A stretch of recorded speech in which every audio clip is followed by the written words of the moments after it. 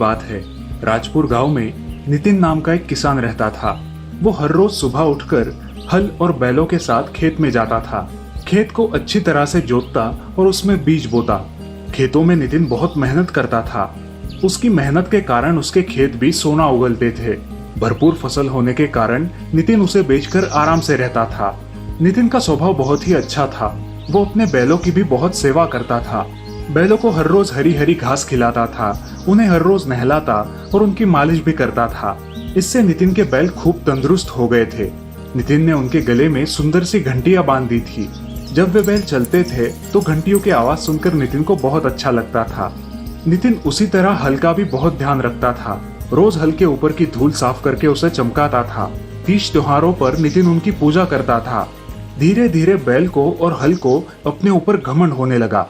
बैलों को लगता है कि नितिन के घर की खुशहाली उनकी वजह से है और वे खेत जोतने ना जाए तो वहां एक दाना भी पैदा नहीं हो सकता। उधर हल को लगता है कि खेतों की असली जुताई तो वो करते हैं, बैल तो खाली खेत में टहलते रहते हैं। एक दिन दोनों में बहस हो गई।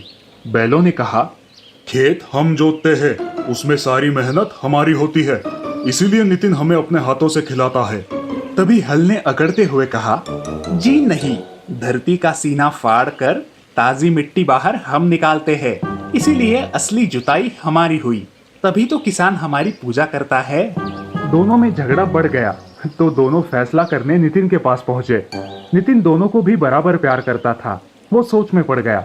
बाद में नितिन ने सोचकर बैलों से कहा, तुम्हारा कहना सच है, तुम बहुत मेहनत करते हो। जाओ, आज पूरा खेत तुम जोताओ। ये सुनकर बैल खुशी से उछलते कूदते खेत पहुंच गए। वे पूरा दिन खेत में चलते रहे। शाम को नितिन ने आकर जब देखा तो खेत जरा सा भी जूता नहीं था। नितिन ने कुछ भी नहीं कहा और बैलों को लेकर चुपचाप घर लौट आया। अगले दिन नितिन हल को कंधे पर लाद कर खेत में पहुंचा। वहां उसने हल के नुकीले फल को जमीन के भीतर घुसा दिया और फिर नितिन बोला, तुम भी मेरे लिए बहुत मेहनत करते हो, आज ये पूरा खेत तुम जोत के आओ। हल को वही छोड़कर नितिन घर लौट आया। बैल खेतों में धीरे धीरे चलते थे, इसलिए ज्यादा जुताई नहीं हो पाती थी। आज हल को अपनी काबिलियत साबित करने का मौका मिला था। उसने सोचा, शाम होने से पहले ही ये पूरा खेत जोत डालता हूँ। नितिन के जाने के बाद हल ने खेत को जी भर के देखा और फिर उसे जोतने के लिए आगे बढ़ा। मगर ये क्या हुआ, हल तो अपनी जगह से टस से मस भी नहीं हो पाया। जिस खेत को वो दौड़ते हुए जोतता था, आज वो हिल भी नहीं पा रहा था। हल ने बहुत जोर लगाया, पसीने से तरबतर हो गया, पर 1 इंच भी आगे खिसक न सका। शाम को नितिन आया तो उसने देखा कि आज भी खेत जरा भी नहीं जोता है। नितिन ने कुछ भी नहीं कहा और चुपचाप हल को उठाकर घर ले आया। हल और बैल अपनी अपनी सफलता की वजह से दुखी थे। दोनों भी एक दूसरे से आंखें चुरा रहे थे। ये सब नितिन ने देखा और उन्हें समझाने लगा, हम सबकी शक्ति एकता में है, अलग अलग होकर हम सब अधूरे हैं, इसीलिए आपस में लड़ने की बजाय अगर हम मिलजुल कर काम करें तो कोई भी काम असंभव नहीं है। ये बात हल और बैल के समझ में आ गई। दोनों में फिर से एक बार दोस्ती हो गई और अगले दिन बैल घंटियां बजाते हुए खेत की ओर चले तो नितिन ने अपने कंधे पर हल को लाद दिया। उस दिन सभी ने मिलकर खेतों की खूब जुताई की। थोड़े ही दिनों में खेतों में हरी भरी फसल लहलहाने लगी। तभी से किसान, बैल और हल, इन तीनों की जोड़ी आज तक कायम है। तो दोस्तों, इस कहानी से हमें ये सीख मिलती है कि कोई भी व्यक्ति अपनी अपनी कला में माहिर होता है। कभी भी किसी की तुलना किसी और से नहीं करनी चाहिए।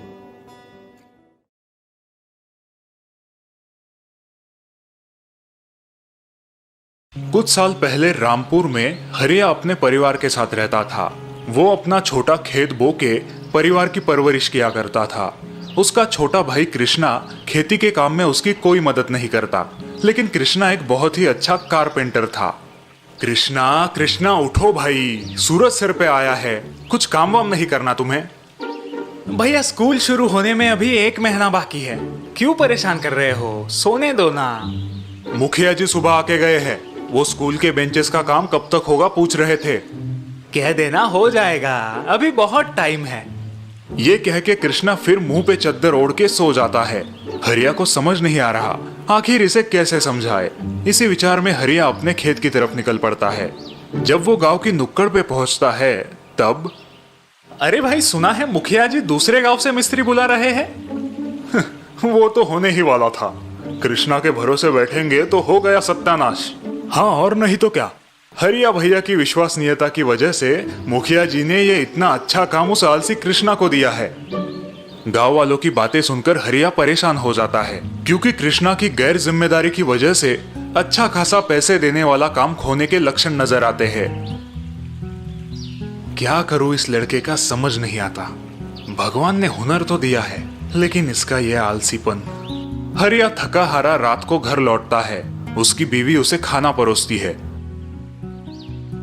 बीवी से पता चलता है कि कृष्णा दोपहर 3 बजे उठा और बिना नहाए धोए दोस्तों से मिलने बाहर चला गया है। अच्छा, यानी आज भी स्कूल नहीं गया। इतना काम पड़ा है, लेकिन इस लड़के के दिमाग में भूसा भरा है। और आज जाते समय रात के भोजन में केरी का अचार बनाने के लिए बोल के गए हैं। बीवी की बातें सुनते ही हरिया के दिमाग में एक कल्पना आती है। वो बीवी से नींबू मांग के लेता है और बाहर आंगन में जाके बैठ जाता है।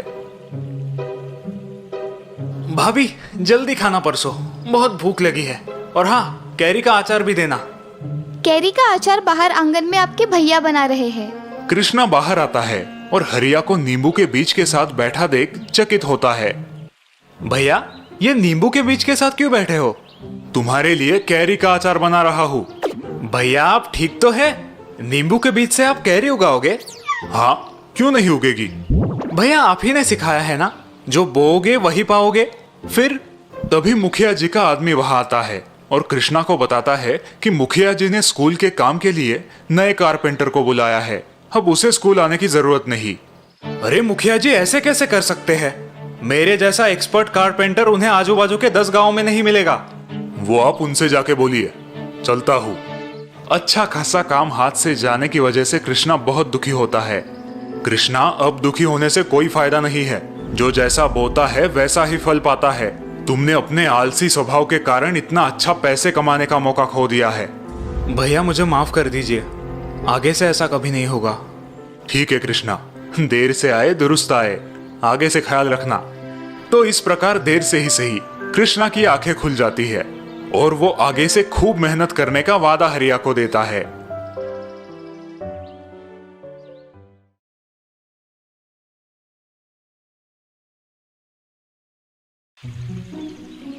पवन एक मैकेनिक था जिसका गांव में एक गैरेज था। गांव के सभी लोग पवन के पास ही गाड़ियां बनाने आते थे। पवन पढ़ा लिखा नहीं था। बेटा मनीष, स्कूल जाओ, स्कूल का समय हो गया है। पवन अक्सर अपने बेटे मनीष को स्कूल जाने और पढ़ने लिखने के लिए कहा करता था, लेकिन मनीष पढ़ाई लिखाई में कमजोर था। मनीष बोलो, 4 पंचे कितना? वो मास्टर जी 16। वाह, 4 पंचे 16, बहुत अच्छे। अब हाथ आगे करो। मास्टर जी मनीष को छड़ी से मारा करते थे। अक्सर मनीष सालाना परीक्षा में फेल हो जाता था और फिर पवन उसे बैठकर समझाता था। बेटा देखो, मैं तो पढ़ नहीं पाया क्योंकि मेरे घर की हालत खराब थी, लेकिन मैं चाहता हूँ कि तुम पढ़ो लिखो, बहुत बड़े आदमी बनो और अपनी खुद की आलीशान गाड़ी में घूमो। पापा मैं बहुत मेहनत करता हूँ, लेकिन मुझसे नहीं हो पाता। बेटा और मेहनत करो। साल बीते और मनीष उसी तरह परीक्षा में फेल होता गया। अब पवन ने मनीष से उम्मीद ही छोड़ दी थी कि वो कभी पढ़ पाएगा। बेटा मनीष, कल से गैरेज आया करो, कम से कम कुछ काम तो सीख लो। और अगले दिन से पवन अपने बेटे मनीष को गाड़ियां बनाना सिखाने लगा। मनीष को भी गाड़ियां बनाने का काम बहुत पसंद था। कुछ वर्ष बाद मनीष पवन से भी होशियार मैकेनिक बन गया और पवन बुढ़ापे के कारण बीमार हो गया। मेरी बड़ी ख्वाहिश थी कि तुम पढ़ो लिखो, बहुत बड़े इंसान बनो और अपनी खुद की आलीशान गाड़ी में घूमो। अब मैं पढ़ नहीं पाया तो क्या करे, लेकिन गाड़ी में जरूर घुमाऊंगा आपको, और वो भी खुद की गाड़ी में। उस दिन मनीष ने ठान लिया कि वो अपने पापा की इच्छा पूरी करेगा और खुद ही अपने लिए एक कार बनाएगा। उसने पूरी लगन के साथ अपना काम शुरू किया। लगभग 2 साल बाद मनीष की मेहनत रंग लाई और उसने खुद के लिए एक शानदार कार बनाई। देखो पापा, मैंने कहा था ना कि मैं आपको अपनी खुद की बनाई हुई कार में घुमाऊंगा। मुझे तुम पर बहुत गर्व है बेटा। चलो, तुम्हारी इस नई कार का उद्घाटन हम देवी माँ के दर्शन से करते हैं। दोनों बाप बेटे अपने लंबे सफर पर निकल पड़े। कई किलोमीटर चलने के बाद पवन के मन में एक ख्याल आया। अरे बेटा मनीष, कार में पर्याप्त डीजल तो है ना? हम काफी दूर आ चुके हैं, डीजल खत्म ना हो जाए। अरे पापा, उसकी कोई जरूरत नहीं। ऐसे कैसे? भला बिना तेल के कोई कार कैसे चलेगी? हाँ पापा, चल सकती है, ये बिल्कुल मुमकिन है। बेटा, मेरे इतने साल का तजुर्बा कहता है कि बिना तेल के कोई कार कभी नहीं चलेगी। पापा, आपको मेरी बात पे यकीन नहीं हो रहा ना? रुकिए, आपको अभी यकीन दिलाता हूँ।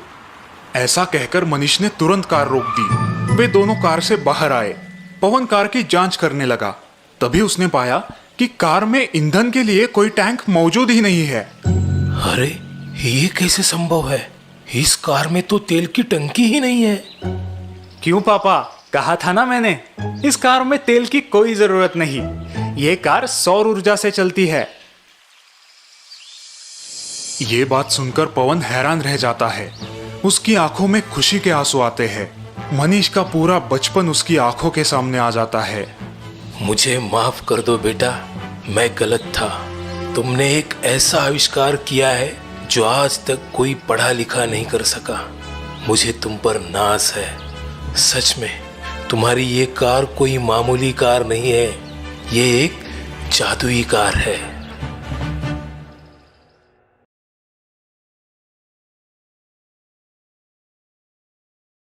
सोमनाथ एक बहुत मेहनती और ईमानदार किसान था। खुद अनपढ़ होने के बावजूद उसने अपने इकलौते बेटे सुरेंद्र को अच्छी शिक्षा दी थी। अब सुरेंद्र आगे की पढ़ाई के लिए गांव से बहुत दूर शहर जा रहा था। पिताजी, अब मैं कम से कम 1 साल गांव नहीं आ पाऊंगा। आप अपना ख्याल रखना। तुम मेरी चिंता मत करो बेटा, बस मन लगा के पढ़ाई करना। अब मेरी सारी आशाएं तुम ही पर है। हाँ पिताजी, मैं आपको निराश नहीं करूंगा।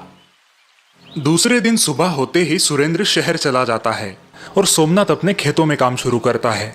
कुछ देर बाद गांव के साहूकार का चेला शंकर वहां आ टपकता है। और सोमनाथ भैया कैसे है? भगवान की कृपा है। बस मेरा सुरेंद्र अफसर बन जाए तो मैं आराम ही आराम करूंगा। वो तो आप अभी कर सकते हो। गांव के हीरामल साहूकार कब से आपकी जमीन खरीदना चाहते हैं, वो भी दुगने दाम में। नहीं शंकर, एक किसान के लिए उसकी जमीन माँ के समान होती है और माँ का भी कोई सौदा करता है भला। अब आपकी मर्जी, लेकिन इस साल बहुत भयंकर सूखा आने का अंदेशा है और अब तो सुरेंद्र भी नहीं है आपकी सहायता के लिए। देखते हैं। शंकर सोमनाथ को जमीन बेचने के लिए राजी नहीं कर पाता और वहां से निकल पड़ता है।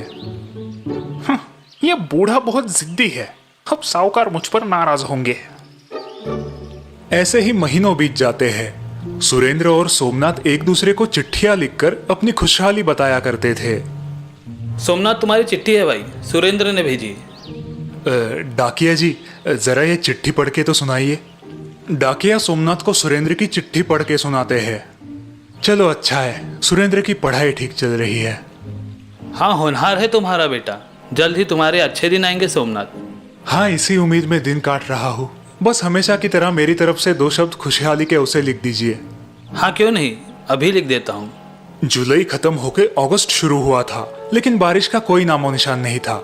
सारे गांव वाले चिंतित थे। अब एक ताजा खबर। सरकारी मौसम विभाग के अनुसार देश के हर राज्य में औसत 10% ही बारिश होने का अनुमान है। नागरिकों से निवेदन है कि उपलब्ध पानी का इस्तेमाल समझदारी से करें।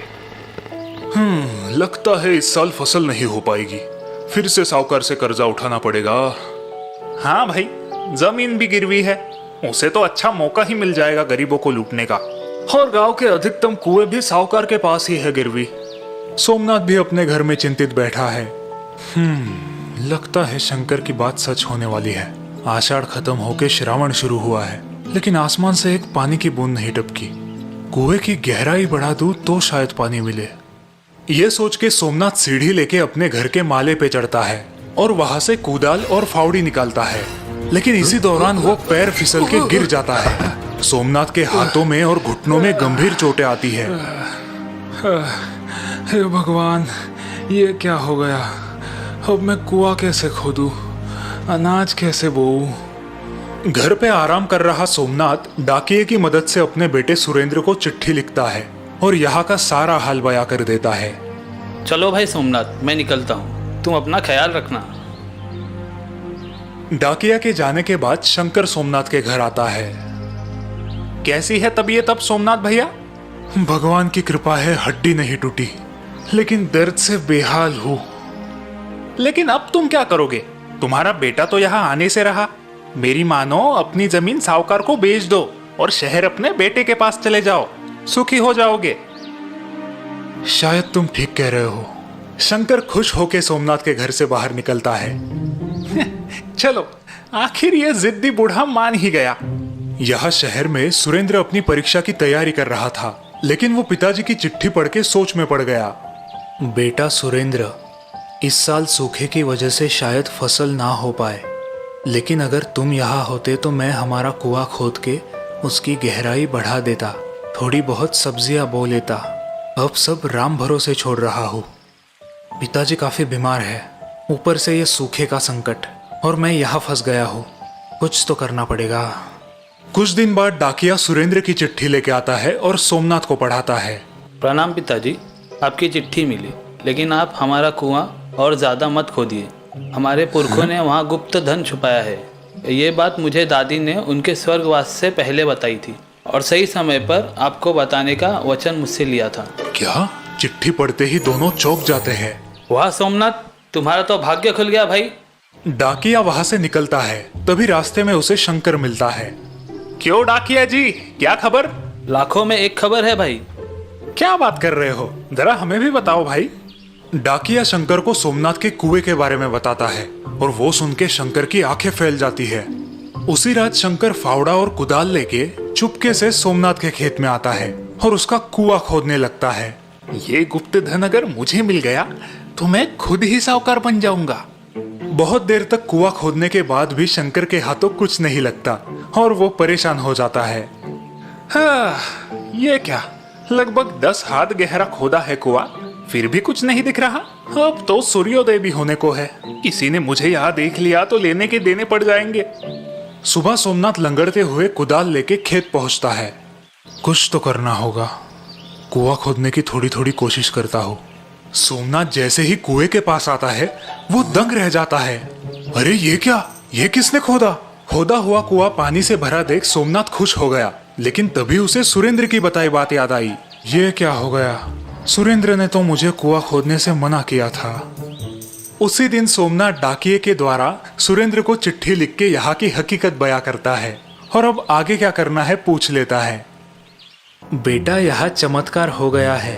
तुमने मुझे कुआं खोदने से मना किया था, लेकिन एक रात किसी ने हमारा कुआं काफी गहराई तक खोद दिया और अब कुआं पानी से भर गया है। अब मैं क्या करूं? हाँ, मुझे पता था पिताजी। गांव में एक कान की खबर दूसरे कान तक पहुंचने में देर नहीं लगती। सुरेंद्र तुरंत सोमनाथ को जवाब लिखता है। पिताजी, अब आप मनचाही सब्जियां बोइए। इतनी दूर से मैं आपके लिए बस इतना ही कर सकता था। सुना तुमने तुम्हारे बेटे ने क्या लिखा है? मनचाही सब्जियां बो। वाह भाई वाह, उधर शहर में बैठ के यहाँ बाप के लिए कुआं खुदवाया, वो भी मुफ्त। बेटा हो तो ऐसा,